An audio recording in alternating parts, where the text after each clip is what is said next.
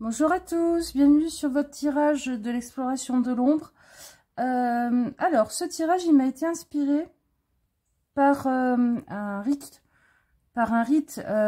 celte irlandais, plus particulièrement, que j'ai vu dans un documentaire qu'Arte a sorti il n'y a pas longtemps sur les origines d'Halloween, qui est vraiment bien, où en fait les gens descendaient dans un trou dans le sol, qui est une sorte de grotte où on descend par un escalier, et il y avait un rituel par rapport à ça.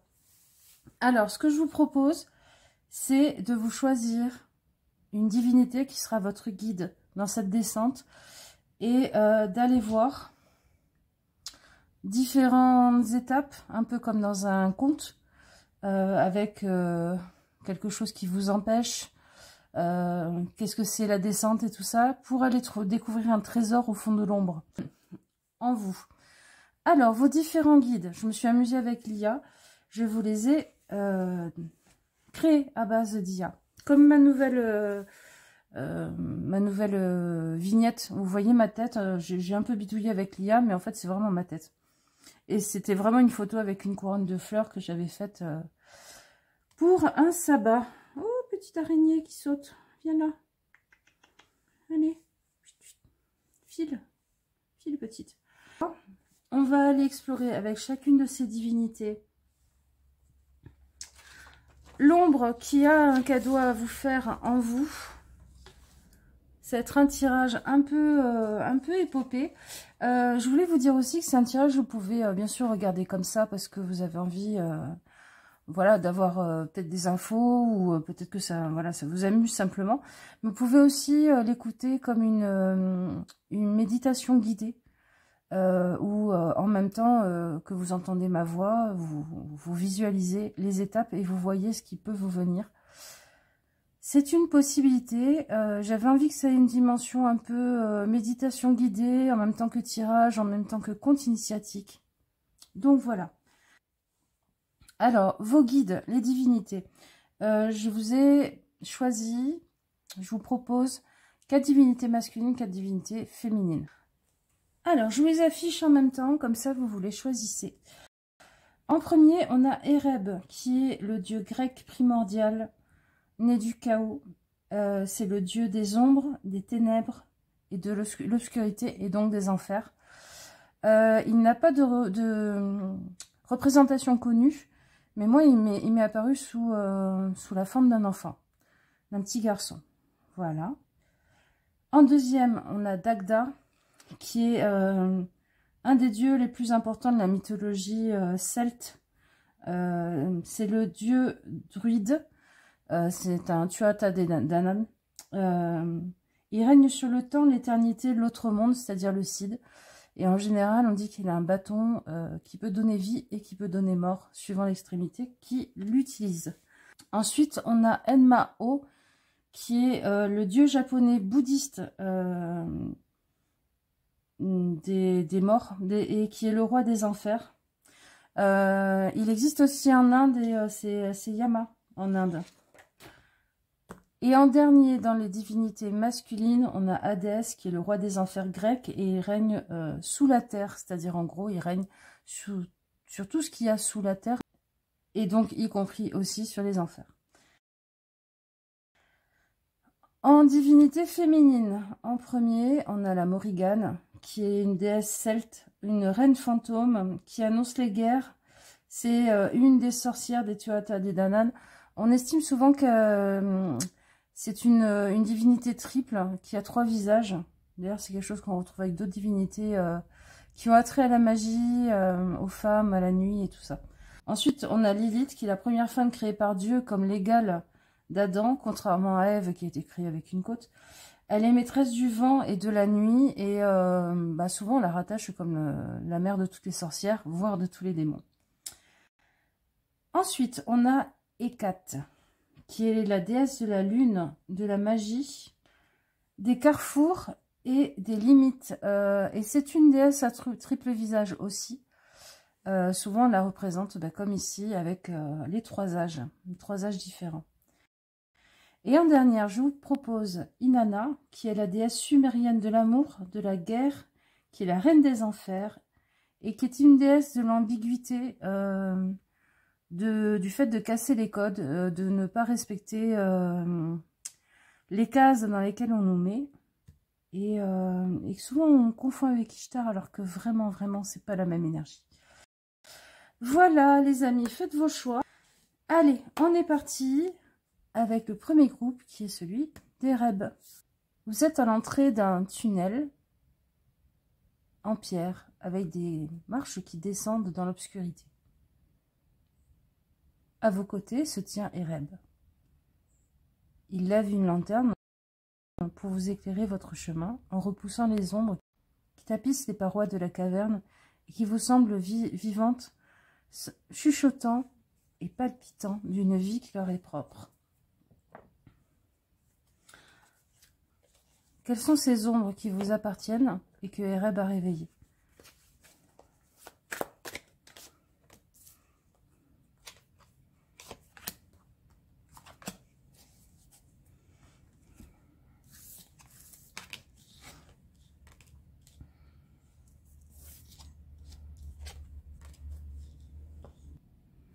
C'est une ombre qui concerne la relation à autrui, peut-être à vous-même aussi, et du respect de vos limites, du respect de votre territoire, du respect de ce que vous êtes prêt à mettre ou pas dans une relation.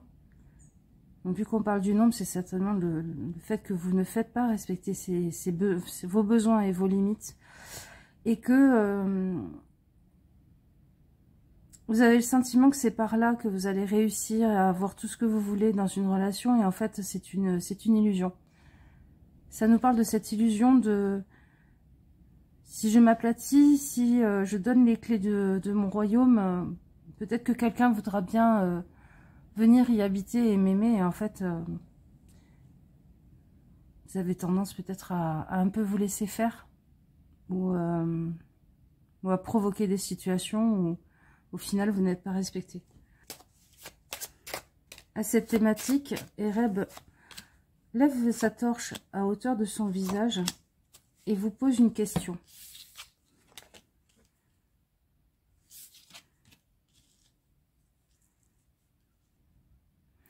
Toi qui as le regard si triste, est-ce que tu as déjà attiré autre chose que des rapaces par tous les efforts que tu déploies? À présent, Ereb vous invite à continuer à descendre l'escalier. Vous quittez ce palier intermédiaire qui semblait bien sympathique. Et dans l'escalier, vous croisez un monstre. Ce monstre, c'est une peur à dépasser et à combattre pour arriver au trésor que contient votre ombre première.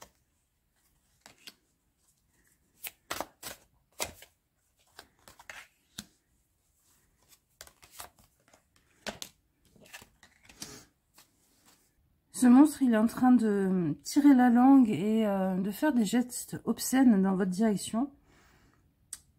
Et bizarrement, il a des expressions à vous. Vous reconnaissez un peu en lui. Et il est en train de dire des phrases que vous reconnaissez dans votre discours. Qui expriment l'idée qu'en soi, c'est votre chez vous, c'est votre vie. Et que vous en faites bien ce que vous voulez. Et que les mauvais parleurs, on les laisse dans son dos. Que toutes vos richesses, si vous avez envie de les dilapider, vous le ferez. C'est un monstre fait d'entêtement, de fierté mal placée, et de tentative de justification de quelque chose que vous-même, vous n'appréciez pas dans votre vie. Ereb vous pose une question en regardant ce monstre gesticuler. Ce monstre a quelque chose de grotesque. Il vous demande, en vous regardant profondément dans les yeux avec beaucoup d'amour, qu'est-ce qui, dans le bonheur, te fait si peur et qu'est-ce que tu as si peur de laisser derrière toi en allant vers quelque chose de plus apaisé et de plus heureux. À présent, vous avez rencontré ce monstre et que vous l'avez identifié, et que vous vous êtes rendu compte qu'il n'était pas si effrayant que vous le croyiez, mais qu'il était plutôt un brin pathétique et qu'il avait besoin peut-être de beaucoup d'affection, d'amour et besoin d'être rassuré. Vous arrivez au cœur de la caverne.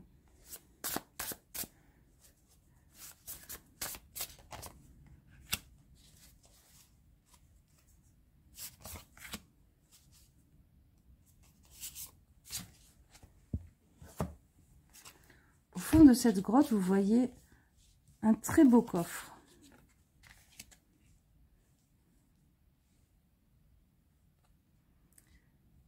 Ce coffre est en train de vous parler. Il vous transmet des messages. Il vous dit, bien sûr que tu as la capacité d'apprendre, bien sûr que tu as la capacité à être heureux, mais cela demande de faire des choix et de savoir apaiser les mauvaises parts en toi qui tenteront toujours de te faire des croche-pieds. Vous vous approchez alors avec l'envie d'ouvrir ce coffre pour enfin découvrir ce magnifique trésor. Et Rêve vous arrête d'une main sur votre torse. Et il vous dit, avant tout, réponds à cette question.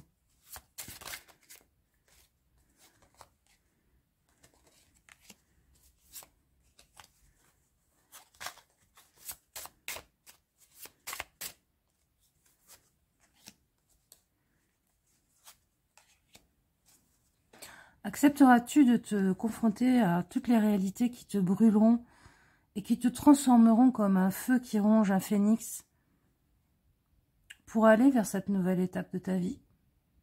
À présent, vous pouvez regarder le trésor dans le coffre.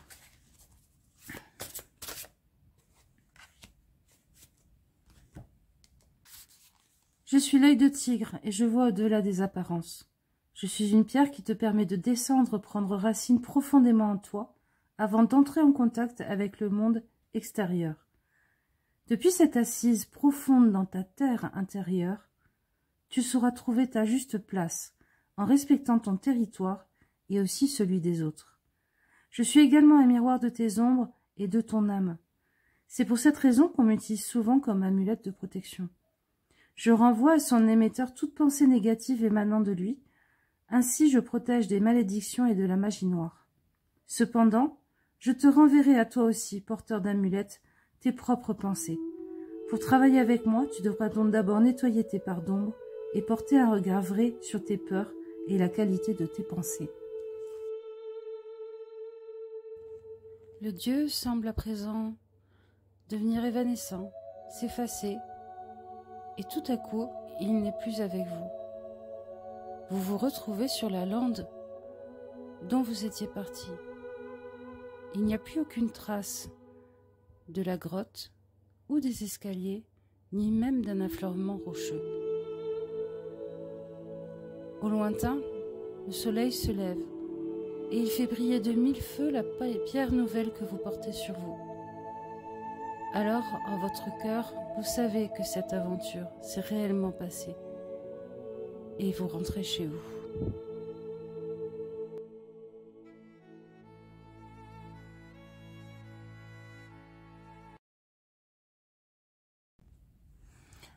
Groupe 2, vous avez choisi Dagda comme guide. Vous vous tenez devant un escalier en pierre qui descend dans le sol. À vos côtés se tient Dagda. Il lève une lanterne de sa main gauche, vous invitant à descendre l'escalier. Une fois dans le conduit, vous vous retrouvez entouré d'ombres tapissant toutes les parois. Mais la lumière de la lanterne de Dagda vous rassure, éclairant un chemin dans lequel les ombres ne semblent pas venir s'immiscer. Celles-ci chuchotent, bruissent, semblant animées d'une vie qui leur est propre. L'une d'elles tombe comme une goutte et se solidifie au sein de votre main. On va donc regarder qui est cette ombre.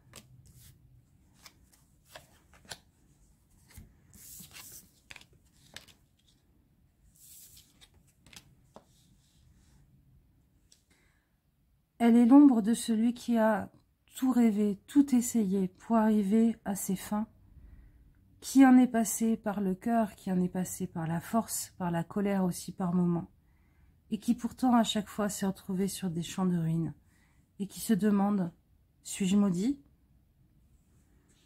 Cette petite pierre au creux de la main saute au sol et semble rouler pour vous indiquer le chemin pour poursuivre votre route.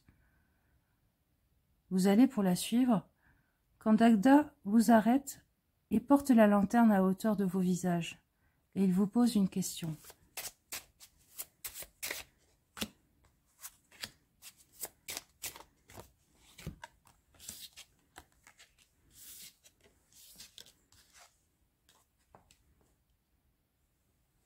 Crois-tu vraiment que la vie est dans un souci de persécution à ton encontre? À quel point crois-tu à cette idée? Et à quel point ton intellect arrive à démonter ces arguments?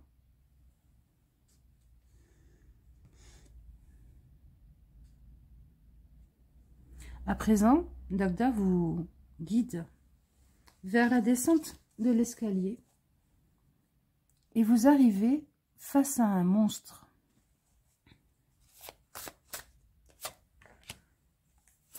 Il vous chuchote, voici ta peur à combattre.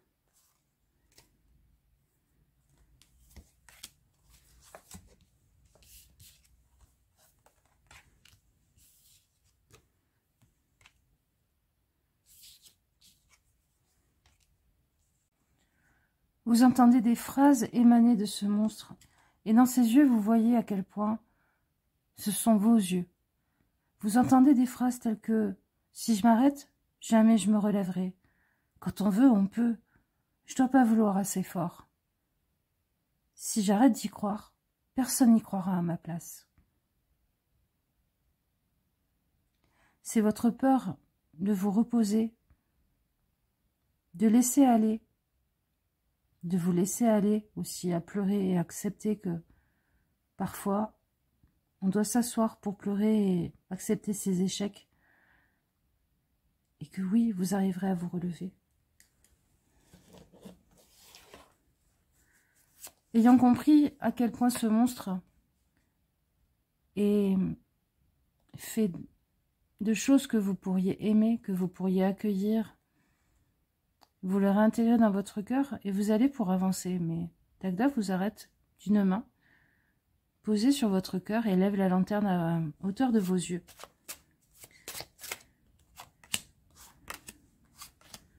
Et il vous pose une question.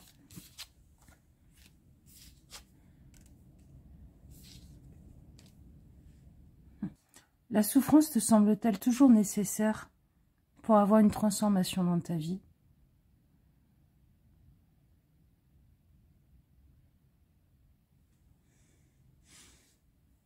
À présent, vous finissez de descendre les 3 marches qui restent jusqu'au cœur de la caverne et vous vous trouvez face à un coffre. Ce coffre rayonne d'une énergie positive, aimante. Vous l'identifiez immédiatement dans votre cœur.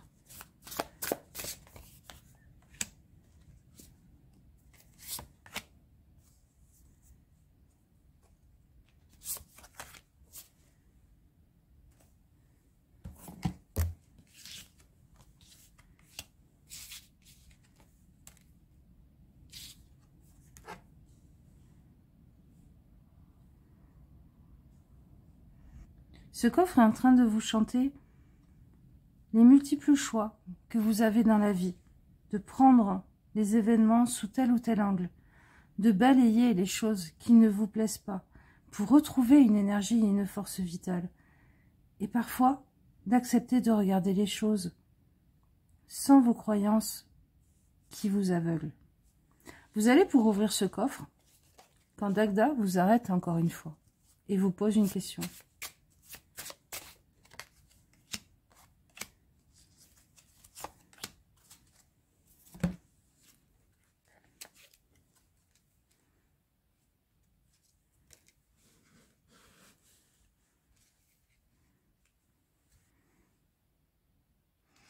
La fin d'une longue attente est possible pour bientôt. Mais sauras-tu mettre ta distance émotionnelle au service de la mise à distance de tes peurs et d'arrêter cette mise à distance émotionnelle avec autrui. À présent, Dagda s'efface et vous laisse ouvrir le coffre.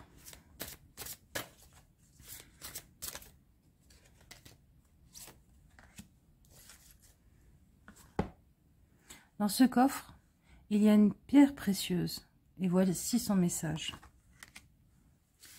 Cette pierre se met à parler et elle vous dit « Je suis la Shungite, pierre des profondeurs de la terre. Je suis le carbone originel, celui qui provient des végétaux d'autrefois. Je détiens les souvenirs de l'histoire de Gaïa. Lorsque tu fais appel à moi, je réveille tes souvenirs endormis. Je te tire dans les profondeurs de ta terre pour y découvrir tout ce que tu y as caché. Trésors et démons dorment dans les méandres de tes racines, mais tous ne sont que des morceaux de toi. Cris, rires, désespoir et ivresse entrent dans la danse des racines de ton arbre-monde. Je suis la gardienne du seuil, le tronc, les racines, les branches et les feuilles. Je sais tout de toi. Oseras-tu te confronter à la noirceur de ton âme pour y découvrir l'or sous les gravats? Le dieu semble à présent devenir évanescent, s'effacer, et tout à coup, il n'est plus avec vous. Vous vous retrouvez sur la lande dont vous étiez parti. Il n'y a plus aucune trace de la grotte ou des escaliers, ni même d'un affleurement rocheux. Au lointain, le soleil se lève et il fait briller de mille feux la pierre nouvelle que vous portez sur vous. Alors, en votre cœur, vous savez que cette aventure s'est réellement passée et vous rentrez chez vous.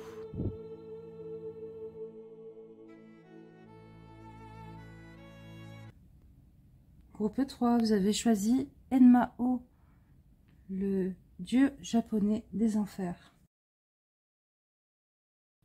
Vous vous tenez devant un escalier qui descend profondément dans la terre. À côté de vous se tient Enmao, une lanterne à la main. Il vous invite à descendre dans l'escalier. Une fois que vous avez fait quelques pas, vous vous retrouvez dans un couloir dont les parois sont tapissées d'ombres qui semblent se meuvoir, bruisser et chuchoter et avoir une vie qui leur est propre. Tout à coup, de ces ombres tombe une petite ombre. Elle vous tombe dans la main et se solidifie en petite pierre noire. Cette petite ombre, c'est une ombre qui vous habite. Une croyance, une certitude.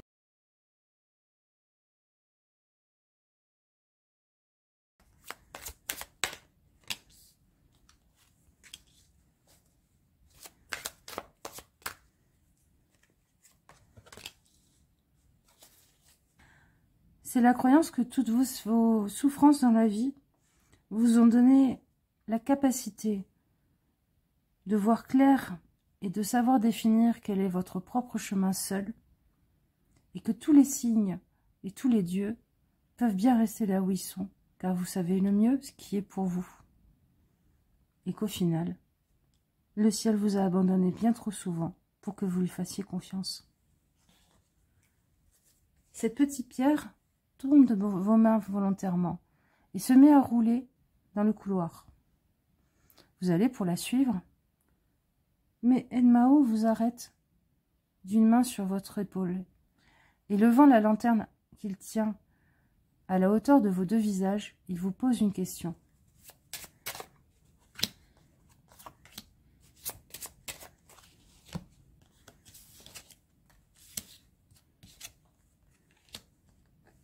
Penses-tu vraiment que chaque fois que tu as été protégé, c'était simplement par ta volonté et ta puissance? Crois-tu vraiment que tes sorts ne fonctionnent que grâce à ta volonté?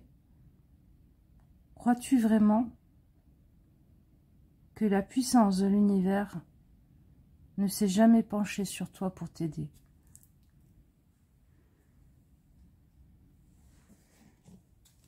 À présent, Enmao, dieu des enfers japonais et dragon, vous invite à descendre l'escalier, où bientôt vous croisez un monstre un peu pathétique.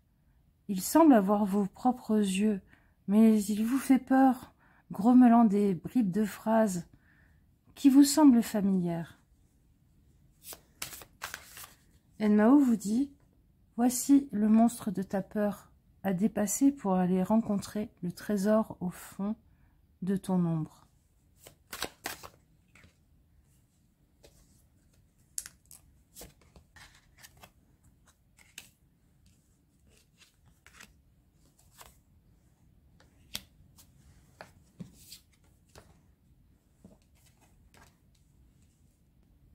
Ce monstre est en train de grommeler des phrases que vous reconnaissez, qui parlent de toujours être prêt à tout combat.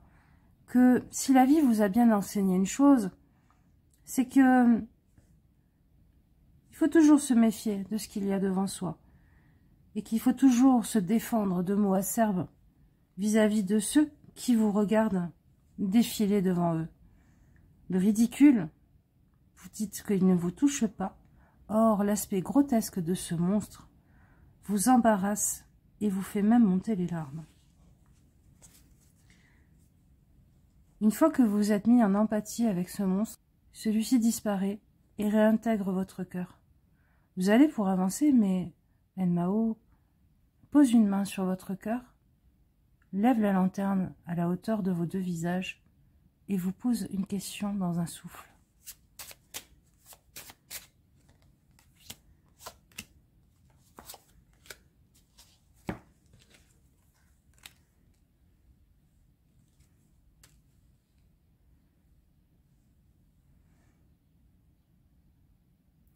Qu'as-tu abandonné de toi pour te forger une telle carapace? À présent, il vous invite à faire les quelques pas qui restent jusqu'à une grande salle qui est le fond de la caverne. Au milieu de cette salle se trouve un coffre qui émane d'une très belle énergie et qui vous chante des paroles que vous comprenez immédiatement dans une langue qui pourtant ne vous est pas familière.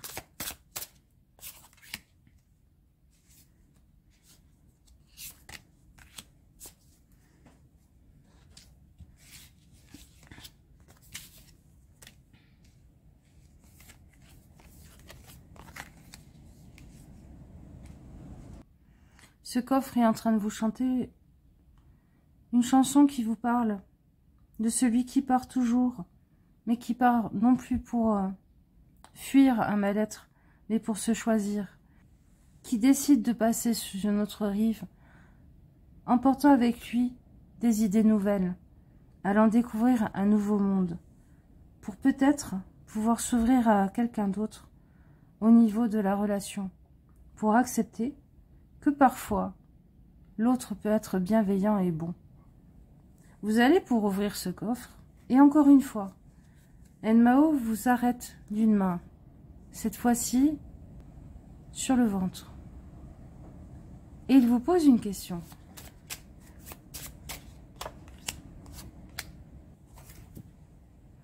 De quel amour n'as-tu jamais fait le deuil, de telle sorte qu'il prend toute la place et ne laisse pas de place à autre chose que lui dans ta vie? Une fois cette question posée, Enmao semble se volatiliser dans les airs, devenant petit à petit une fumée, une ombre, et fiut, il n'est plus là. À présent, vous vous avancez vers le coffre qui s'est ouvert et dans lequel se tient un très beau joyau.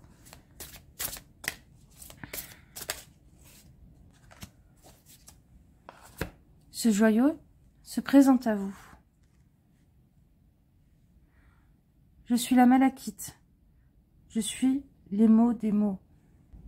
Je suis la malachite, la pierre des mots. Je suis celle à laquelle tu peux faire appel en cas de douleur. Je suis celle qui libère ton cœur des blessures du passé. Je transforme en toi les émotions non digérées et je t'invite à penser aux mots que tu prononces. Comment est ton verbe? Quels sont les sorts que tu te jettes à toi-même? Combien de fois as-tu dit que tu es trop gâté, que ça te gonfle ou que ça te rend dingue? T'es-tu déjà questionné sur ces mots dont tu t'envoûtes? Je suis la malachite, je traque les mots là où ils se trouvent. Et s'ils étaient dans les mots qui sortent de ta bouche, comme celle de la terre de laquelle j'ai été façonnée. Vous vous retrouvez sur la lande dont vous étiez parti. Il n'y a plus aucune trace de la grotte ou des escaliers, ni même d'un affleurement rocheux. Au lointain, le soleil se lève et il fait briller de 1000 feux la pierre nouvelle que vous portez sur vous. Alors, en votre cœur, vous savez que cette aventure s'est réellement passée et vous rentrez chez vous.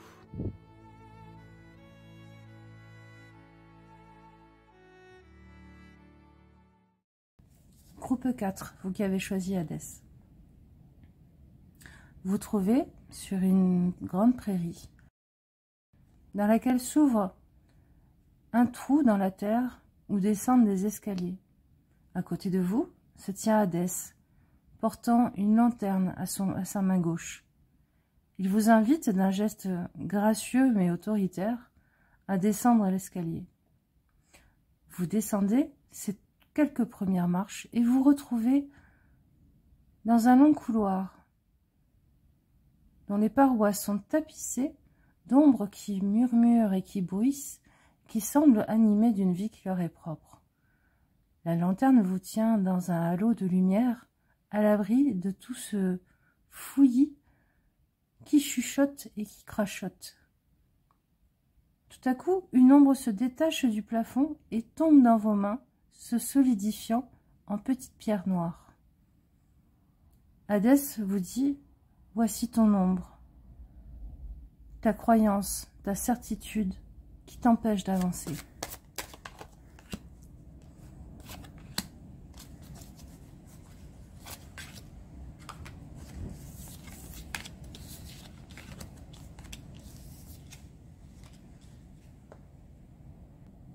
Cette petite boule noire, cette petite ombre, est en train de vous chuchoter que si vous n'exprimez pas vos besoins et vos envies, cela conservera la paix avec tout ce que vous aimez et que vos envies, vous n'avez qu'à y rêver en attendant. Cette petite ombre dans votre main vous dit que vous avez bien raison de ne pas exprimer vos besoins et vos envies, de ne jamais dire non, de ne jamais dire oui, car c'est cela qui conserve la paix dans vos relations avec les gens que vous aimez. Et qu'au final, il est plus important d'être aimé que de suivre ses envies les plus profondes. Cette petite pierre roule de vos mains et semble vouloir que vous la suiviez dans ce long couloir. Vous allez pour la suivre, mais Hadès vous arrête d'un geste. Posant la main sur votre épaule, il lève la lanterne à la hauteur de vos visages et vous pose une question.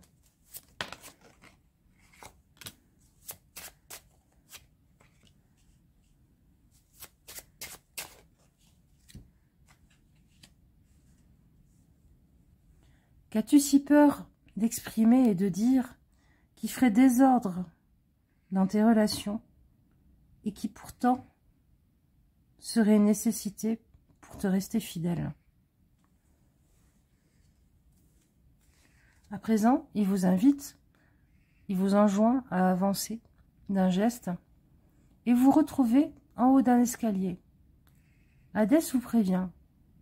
Nous allons rencontrer un monstre et ce monstre sera le reflet de ta peur qui t'empêche d'aller découvrir le trésor caché au fond de cette ombre.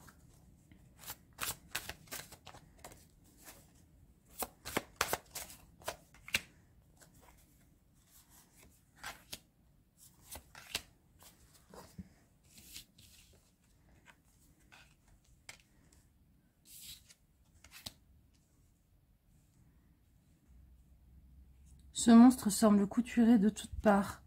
Il avance d'un pas maladroit, les membres difformes, son pied traînant derrière lui et sa jambe avant trop courte.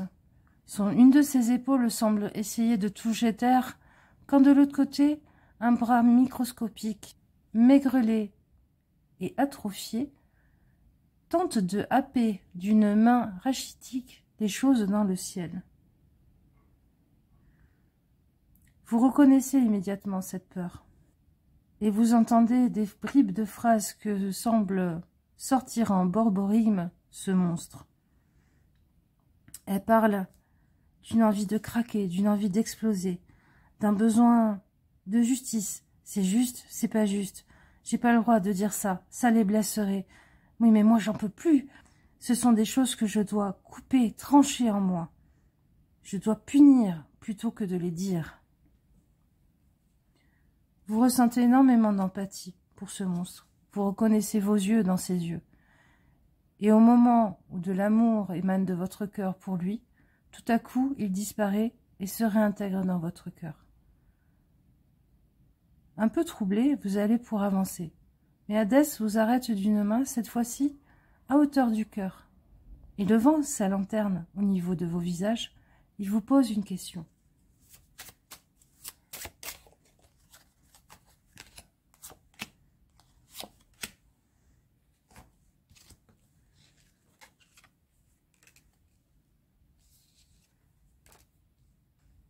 Qu'est-ce que tu réprimes si fort en toi afin de protéger tes proches pour conserver un équilibre dans ta famille de cœur ou de sang?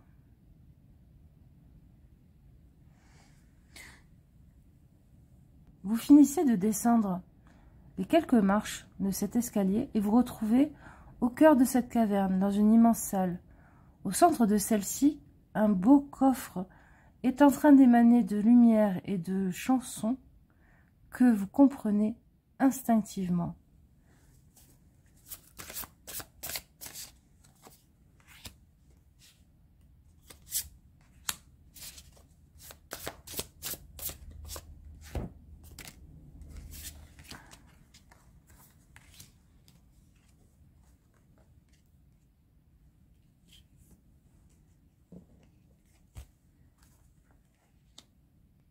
Ce coffre est en train de chanter le fait que la victoire est toujours collective, même quand elle semble individuelle, que nos entourages nous portent toujours, que parfois nous trouvons de nouvelles idées, de nouvelles créativités, en marchant avec joie et en chantant avec eux le long de notre chemin, que les temps de repos et de relâche sont nécessaires, mais que le fait de rester enfermé dans sa tête ou dans son cœur ne permet pas ces joyeux moments de chant sur le chemin ensemble. Vous allez pour avancer vers le coffre, pour l'ouvrir, et Hadès vous arrête d'une main, cette fois-ci au niveau du ventre. Une dernière fois, il lève sa lanterne à la hauteur de vos visages et vous pose une question.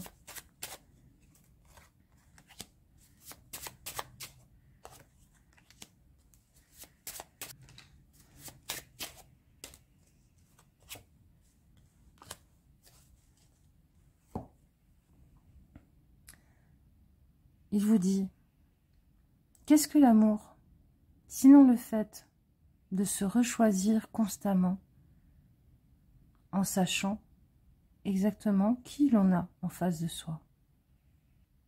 Hadès vous semble devenir de plus en plus flou, transparent, devenant une sorte de fumée, et tout à coup, il a disparu de la pièce.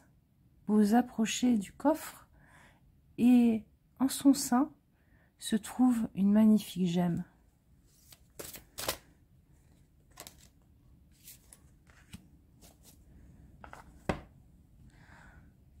Celle-ci vous dit « Je suis le Dalit, le chant de la terre.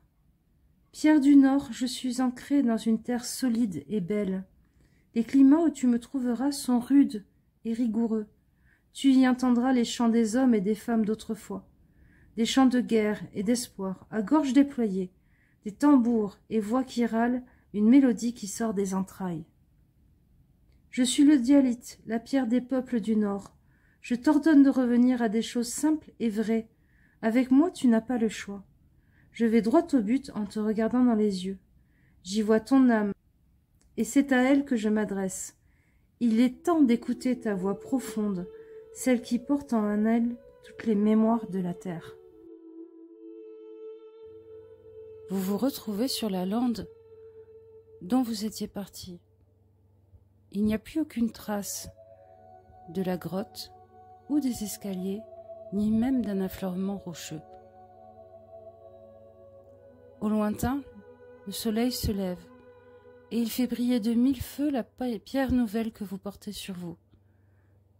Alors, en votre cœur, vous savez que cette aventure s'est réellement passée, et vous rentrez chez vous.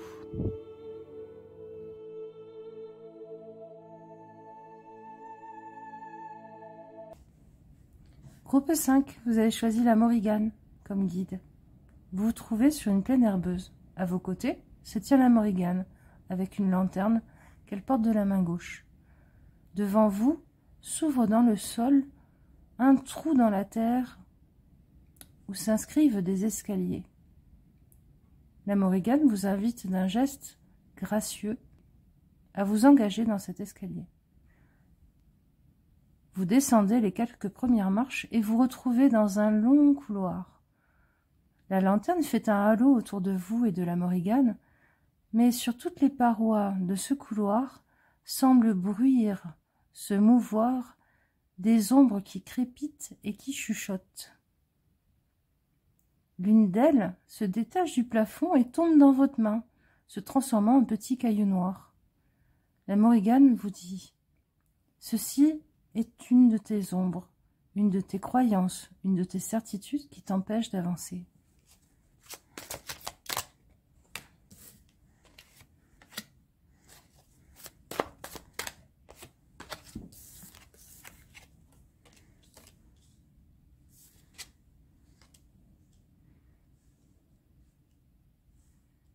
Cette petite ombre se met à chanter.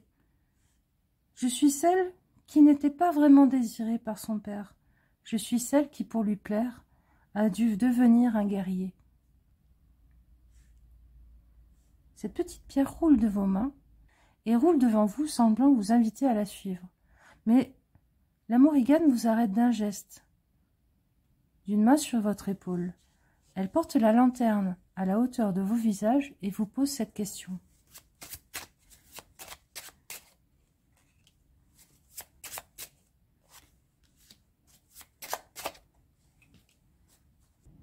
Quel héritage portes-tu comme une armure qui t'empêche d'avancer et d'exprimer ton vrai toi?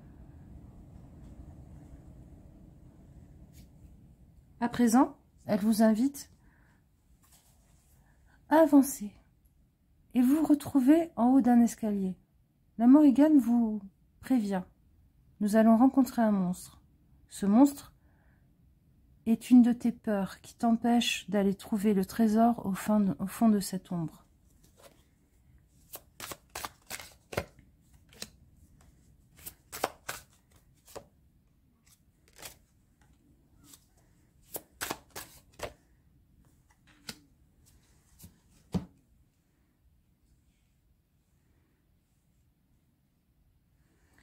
Cette ombre s'avance vers vous, claudiquant, mais portant en elle une étrange grâce et une étrange beauté.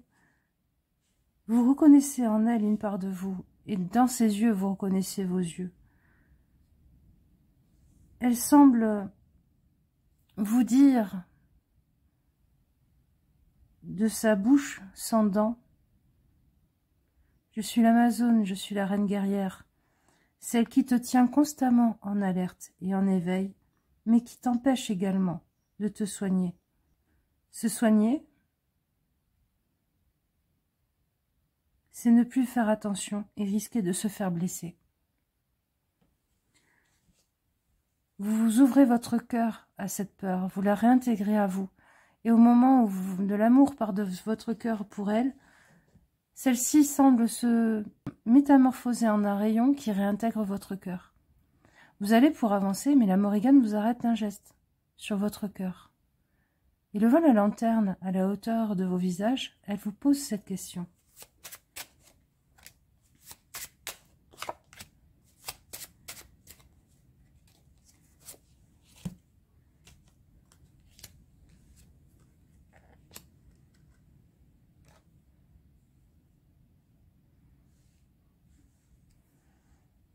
Qu'est-ce qui, dans l'inconscient de la famille que l'on t'a transmis, vis-à-vis des hommes,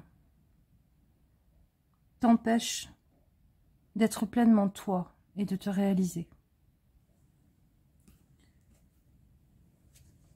À présent, la Morrigan vous enjoint à descendre les quelques marches qui restent avant d'atteindre le fond de la caverne. Celle-ci est une salle immense, au milieu de laquelle trône un coffre magnifique qui semble rayonner d'une musique et d'une lumière qui vous parle.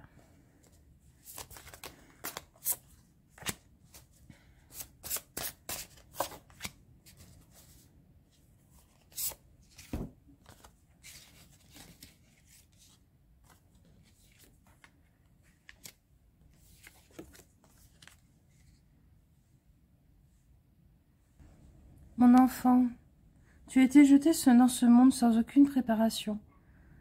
Tu t'es retrouvé au milieu d'un combat qui n'est pas le tien. Il est temps à présent de laisser les morts aux morts et de les laisser avec leur combat, et de t'en remettre à l'aide providentielle pour avancer et suivre ta propre étoile. Vous allez pour ouvrir ce coffre, quand la Morrigan vous arrête d'une main, cette fois sur votre ventre. Une dernière fois, elle lève la lanterne à la hauteur de vos visages et vous pose une question.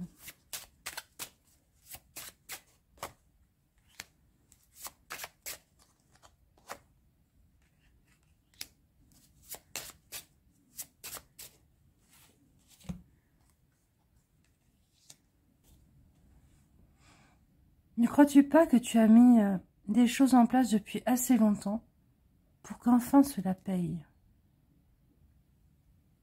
La Morrigan semble s'évaporer, devenir une fumée, et tout à coup elle n'est plus là.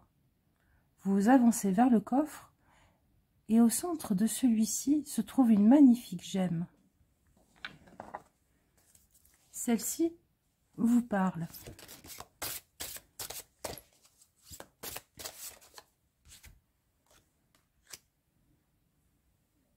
Je suis l'aventurine verte et rose. Je suis l'aventure amoureuse. Pour les Celtes, je suis la pierre de la connaissance et de la spiritualité. Je suis celle qui les accompagne sur le chemin de leur révélation intérieure. Je suis la pierre des aventuriers, et je t'invite à prendre une part active dans ton existence. Si tu t'es laissé trop longtemps porter passivement par les événements, je suis celle qui t'apprend à chevaucher la vague. Je t'emmène sur les chemins de ta vie, te donne le courage d'avancer et de partir à l'aventure. J'éveille en toi l'aventurier, l'aventurière, celui ou celle qui avance dans son existence avec curiosité et liberté.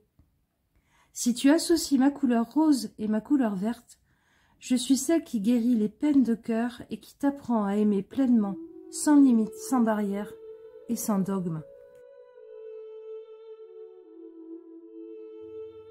Vous vous retrouvez sur la lande dont vous étiez parti.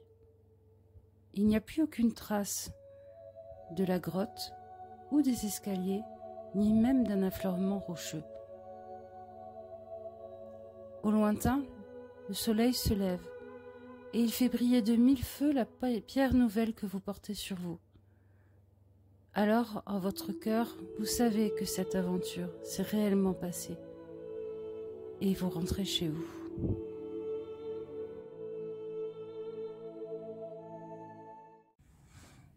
Groupe 6, vous avez choisi Lilith.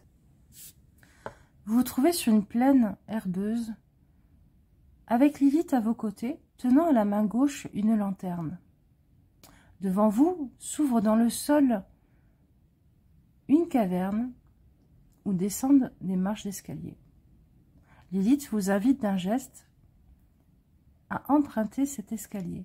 Vous vous y engagez, descendez quelques marches et vous retrouvez dans un long couloir dont les parois semblent tapissées d'ombres crépitantes, bruissantes, semblant chuchoter des secrets.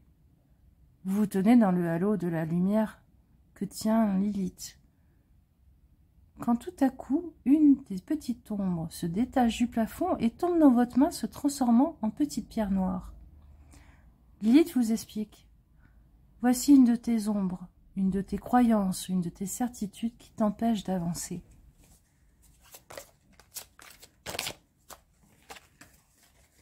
Vous reconnaissez immédiatement cette petite pierre noire.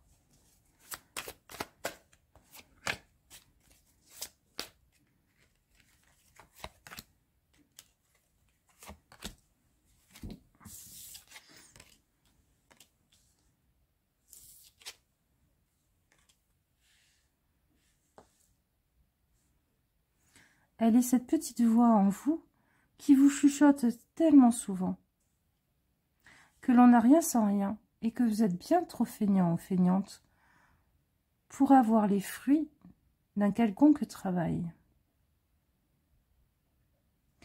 Cette petite pierre tombe de vos mains volontairement et se met à rouler dans le corridor.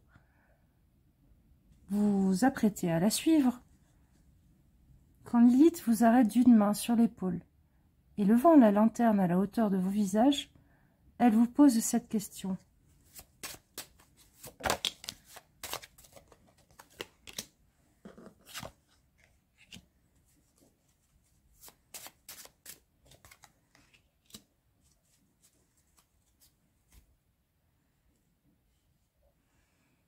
Crois-tu vraiment ne pas être assez digne d'amour pour que quiconque ne fasse jamais rien comme effort pour t'aider?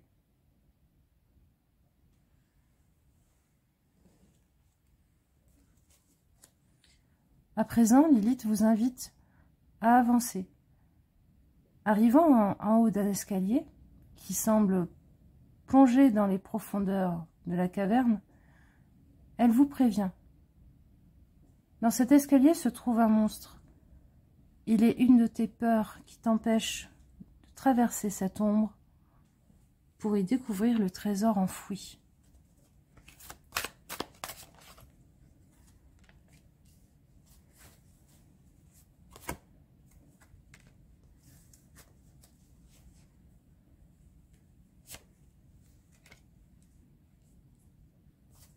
Ce monstre sautille d'une manière un peu étrange. Il ricane aussi, faisant des petits bonds et des petites cabrioles alternant entre tête en bas, tête en haut, sur ses bras, sur ses jambes. Il fait des roues, rebondit sur les parois, et vous reconnaissez dans son rire étrange et dans ses yeux une part de vous. Honteux, vous voyez que c'est une part de votre enfant intérieur qui jamais ne se décide d'une direction car il attend que vienne le chercher à la caisse à sa maman. Vous ressentez plein d'amour pour cette part de vous, pour cette peur que jamais quelqu'un vienne vous chercher alors que vous attendez au bord du chemin une main qui se tendrait. Cet amour transforme le monstre et le réintègre dans votre cœur. Vous allez pour avancer quand Lilith vous arrête d'une main posée sur votre cœur. Et portant la lanterne à la hauteur de vos visages, elle vous pose une question.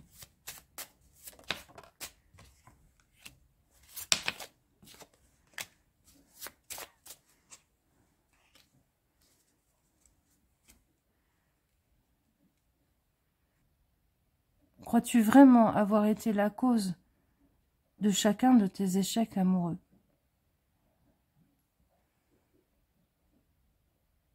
À présent, Lilith vous invite à descendre les dernières marches qui conduisent à une grande salle qui est le fond de la grotte. Au milieu de cette immense salle se trouve un coffre qui rayonne d'une lumière et qui vibre d'une musique qui vous fait du bien au cœur et à l'âme, et que vous comprenez alors que nul langage humain n'est prononcé.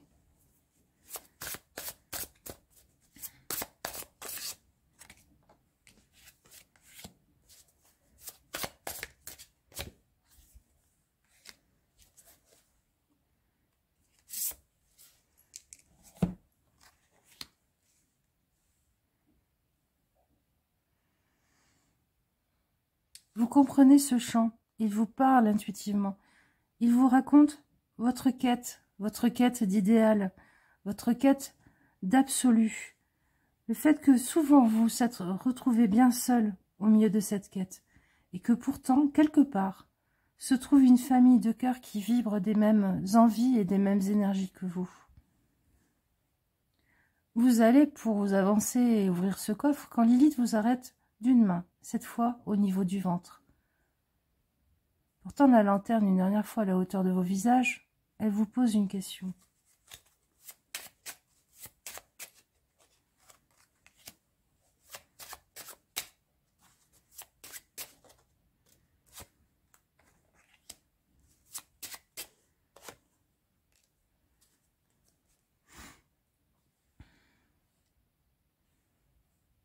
Ne crois-tu pas que bien souvent tu as donné une valeur à la souffrance pour la rationaliser dans ta vie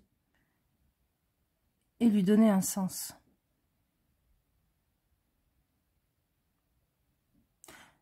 Lilith semble devenir transparente, vaporeuse. Petit à petit, elle s'efface de la pièce. Vous vous retrouvez seul. Vous approchez du coffre et en son centre se trouve une magnifique gemme. Celle-ci vous parle. Je suis le caillou sur ton chemin. Et je suis là. Là où tu es. Tout est là. Je suis la pierre posée sur ton chemin, celle que tu trouves dans ton jardin. Je suis le joyau dans ta rivière. Je suis celle dont les couleurs ternes se révèlent par ton attention. Je suis là pour toi. Regarde autour de toi et tu me trouveras. Vous vous retrouvez sur la lande dont vous étiez parti. Il n'y a plus aucune trace de la grotte ou des escaliers, ni même d'un affleurement rocheux.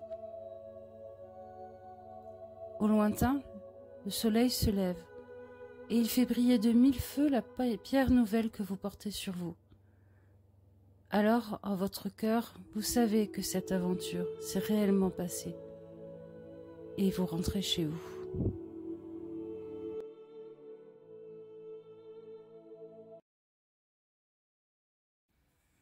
Groupe 7, vous avez choisi Hécate. Vous vous trouvez sur une étendue d'herbe. Au milieu de cette plaine se trouve un trou béant dans la terre où des escaliers semblent y descendre. À vos côtés se trouve Hécate, aux 3 visages. À la main gauche, elle tient une lanterne et vous invite d'un geste à descendre dans la caverne. Vous faites 3 pas avec elle et vous retrouvez dans un long couloir dont les parois sont tapissées d'ombres qui bruissent, qui chuchotent et qui semblent animées d'une vie qui leur est propre. Vous tenant dans le halo de la lanterne que tient Hécate, celle-ci tourne le visage d'une vieille femme vers vous et vous dit « Ceci, ce sont les ombres de tes croyances, de tes certitudes qui t'empêchent d'avancer et de trouver de la lumière dans ton cœur. » Du plafond semble se détacher une goutte d'ombre et tombe dans la paume de votre main, se solidifiant en une petite pierre noire. Cette petite pierre noire vous dit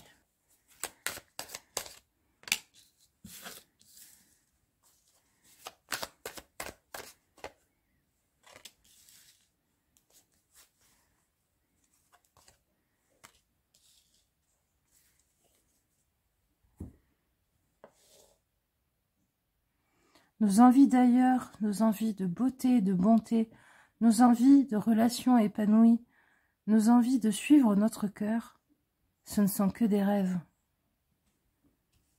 La petite pierre tombe de votre main et se met à rouler dans le corridor. Vous allez pour la suivre, mais Hécate vous arrête d'une main, posée sur votre épaule, et levant la lanterne à la hauteur de vos visages, cette vieille femme vous pose une question.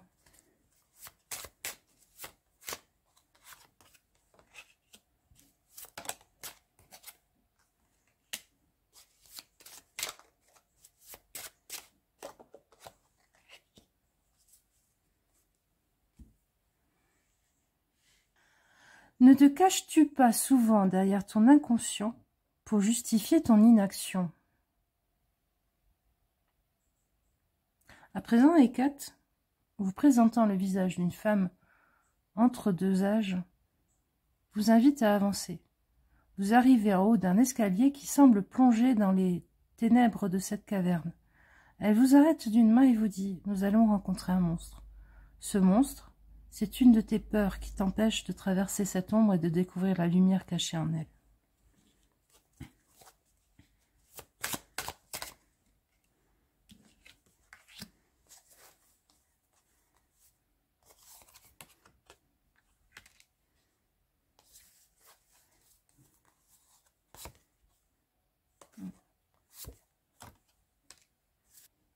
Ce monstre semble un tantinet agressif, tenant une épée dans la main. Ses ongles eux-mêmes semblent être des épées taillées en pointe. Ses grandes dents sont aiguisées. Mais dans ses yeux, vous découvrez votre propre regard. Ce monstre semble défier tout et n'importe quoi, derrière, devant, sa queue qui lui fouette les pieds. Et pourtant son dos semble courbé, portant un poids énorme. Vous entendez un murmure sortir de ses lèvres. Je n'en peux plus de porter toutes ces histoires et ces peines sur mon dos. J'ai besoin de m'en libérer. Vous comprenez avec votre cœur que c'est la peur de ne jamais pouvoir vivre votre propre vie et de toujours être bloqué dans le destin de ceux qui vous ont précédé ou de ceux qui vous rabâchent des histoires qui leur appartiennent. Sentant de l'amour pour ce monstre, celui-ci se transforme en un rayon de lumière et réintègre votre cœur. Vous allez pour avancer,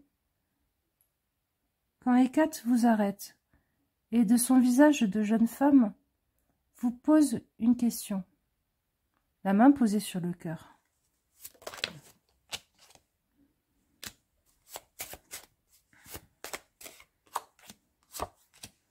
La main posée sur votre cœur, elle lève la lanterne à la hauteur de vos deux visages et vous dit « Qu'est-ce qui t'empêche de créer un engrais, tout ce qui te bloque les pieds dans la vie d'autrui ?» À présent, elle avance et descend 3 marches qui mènent à une salle immense qui semble être le cœur de la caverne. En son centre, vous voyez un magnifique coffre. De celui-ci émanent de la lumière et des sons qui parlent à votre cœur et que vous comprenez alors que nul langage humain n'est prononcé.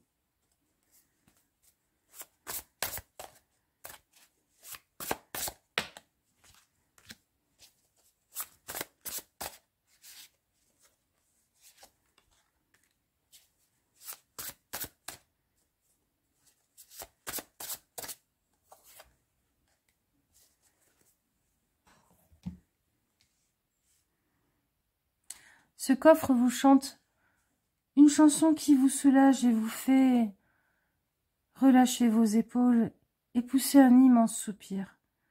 Il vous parle d'un karma bien ancien, d'une histoire, d'une relation dans une autre vie, qui est à présent nettoyée et dépassée, que maintenant vous pouvez vivre votre propre vie et avancer selon vos propres désirs.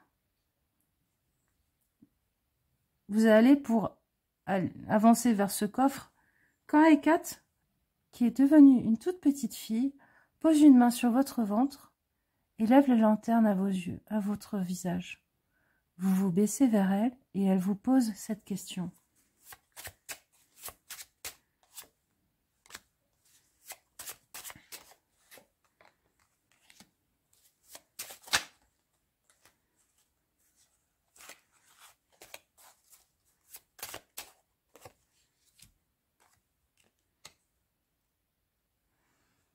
Tu le savais tout ceci, n'est-ce pas? As-tu peur de laisser les autres dans leur propre souffrance?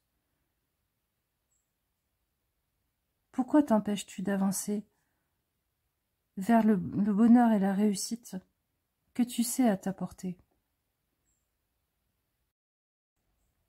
À présent, Hécate semble devenir transparente, évanescente, se transformant en fumée, et tout à coup, elle n'est plus là dans la pièce avec vous. Vous avancez vers le coffre, et en son sein se trouve une magnifique gemme. Celle-ci se met à vibrer et enfin à parler.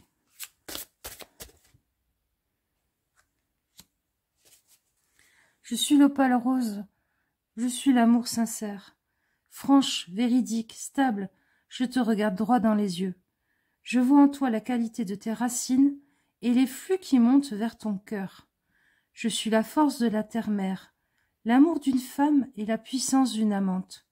Je suis la danseuse orientale qui enfante dans la joie. Moi, l'opale rose des Andes, je représente la douceur infinie et la puissance de la mère protectrice. Tu verras dans ma pierre la louve qui rassemble ses petits, instinctive, méfiante, et la rose qui s'offre au soleil d'un beau jour d'été. Je suis les épines dans un tissu duveteux. Je suis la vérité lancinante qui déchire et qui guérit en un instant. Je suis la force et l'amour dans le même élixir de jouvence. Vous vous retrouvez sur la lande dont vous étiez parti. Il n'y a plus aucune trace de la grotte ou des escaliers, ni même d'un affleurement rocheux. Au lointain, le soleil se lève, et il fait briller de mille feux la pierre nouvelle que vous portez sur vous. Alors, en votre cœur, vous savez que cette aventure s'est réellement passée, et vous rentrez chez vous.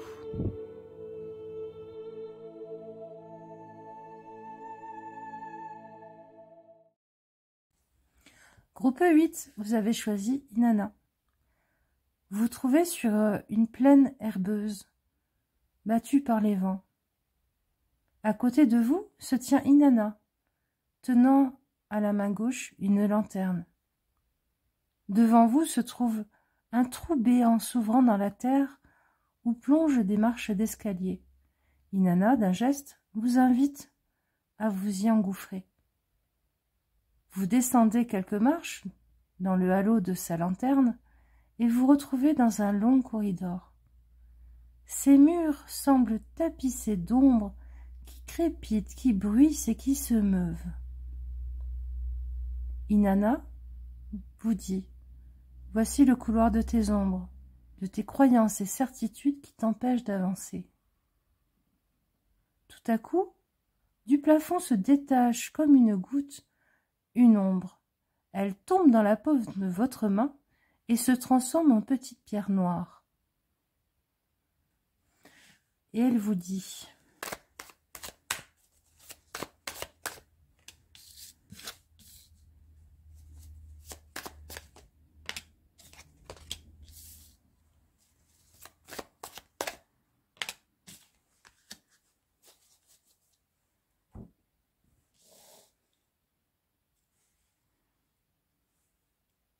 Je suis ta certitude que les choix seront toujours mieux faits par le hasard et par l'univers que par toi. Je suis ta certitude qu'il vaut mieux être porté par les courants de la vie. Mais je suis aussi ton incapacité à faire des choix pour toi. » La petite pierre tombe de votre main et roule dans le couloir, semblant vous inviter à la suivre. Vous allez pour la poursuivre, quand Inanna vous arrête d'une main posée sur l'épaule. Et portant la lanterne à hauteur de vos visages, elle vous pose une question.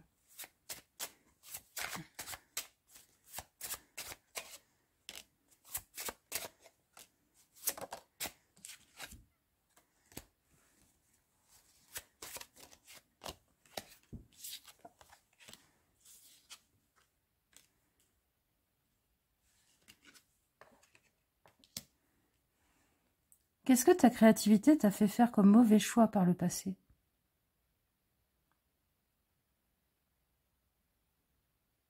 Une fois la question posée, elle avance dans le couloir, vous invitant à la suivre.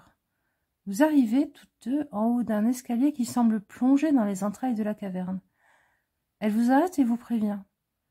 Dans cet escalier se trouve un monstre. Il est ta peur qui t'empêche d'aller voir au fond de cette ombre le secret et la lumière à découvrir.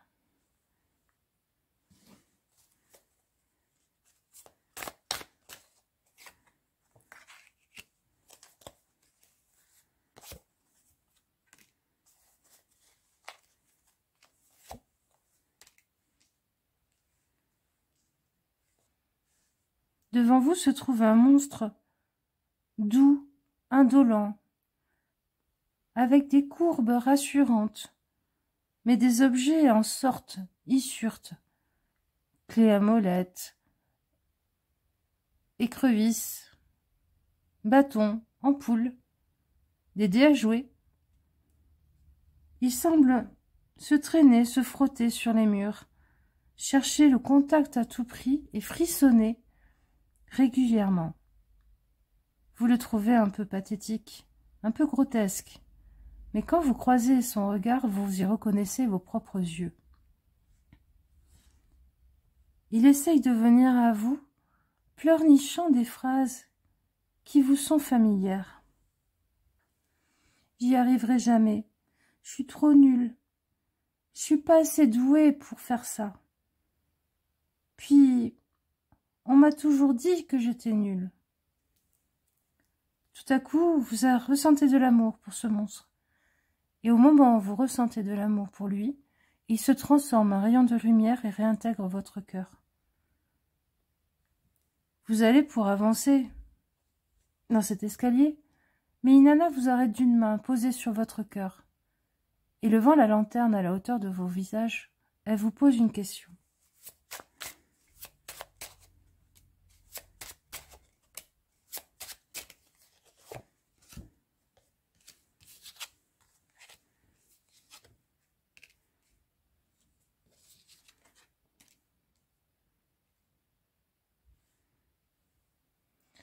À qui ta réussite ferait tant de mal? Vous sentez vibrer une forme de colère chez Inanna, qui va de pair avec son besoin de justice. À présent, elle vous invite à la suivre. Descendant les quelques dernières marches de l'escalier, vous arrivez dans une immense salle, le fond de la caverne. En son centre vibre un magnifique coffre. Il en émane des lumières et des sons que vous comprenez intuitivement alors que nul langage humain n'en émane.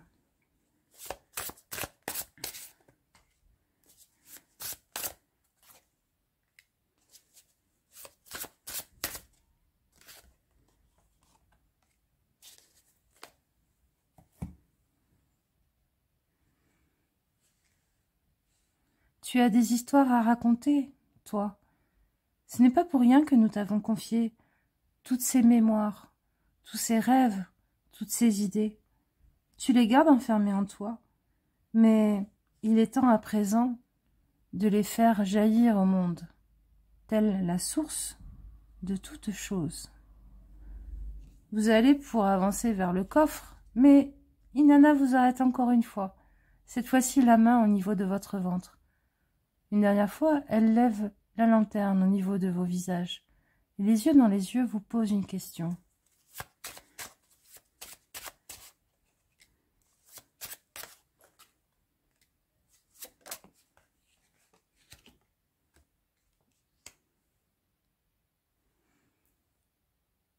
Qu'as-tu tant peur de découvrir, une fois ta créativité mise en œuvre, qui mettrait à bas la justification de certaines de tes douleurs? Inanna vous sourit tendrement. Elle semble devenir un peu transparente, évanescente, et le temps que vous vous en rendiez compte, elle est devenue une fumée, s'est évaporée et vous vous retrouvez seul dans cette immense caverne.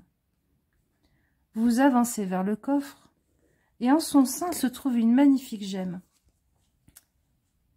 celle-ci se met à parler.